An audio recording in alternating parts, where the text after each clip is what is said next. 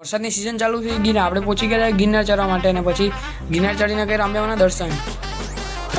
બધા દોસ્તારો નીકળ્યા હતા સવારના પોણા વેરાવળથી રેલવે સ્ટેશને બેઠીને પછી નીકળ્યા ટ્રેનમાં બેઠીને આપણે નીકળવાના હતા જુનાગઢ જવા માટે ને પછી ટ્રેનમાં મસ્ત નજારો જોતા હતા ને પછી થોડી ઘરમાં પહોંચી ગયા આપણે જુનાગઢ પહોંચ્યા ને આપણે પગથિયા ચડવાનું ચાલુ કર્યું તો આપણે સામે પેલો જ મળી ગયા વાંદરાભાઈ જોવા માટે અને ઉપર ચડ્યા હતા આપણે ઉપરથી ગિરનારનો નજારો કંઈક મસ્ત અલગ જ હતો. પછી આપણે તમને બતાવી દીધો કે કેવો નજારો હોય ગિરનારનો. પછી આપણે ઉપર ચડ્યા આપણે થોડી વાર ઉપર બેઠા હતા ને પછી આપણે જોતા કે કેવો ગિરનારનો નજારો છે. મસ્ત ગિરનારનો નજારો જોતા આપણે પછી કંઈક જીવજંતુ જોવા મળી ગયું ને આ જીવજંતુનું નામ શું છે, તમારા ગામમાં શું નામ કહેવાય છે, કોમેન્ટમાં જણાવી દેજો.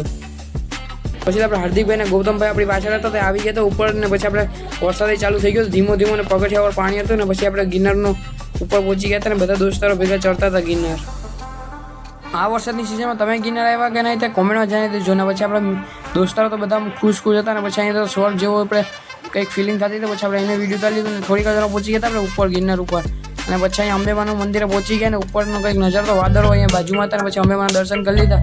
હવે મળશું નવા વ્લોગ.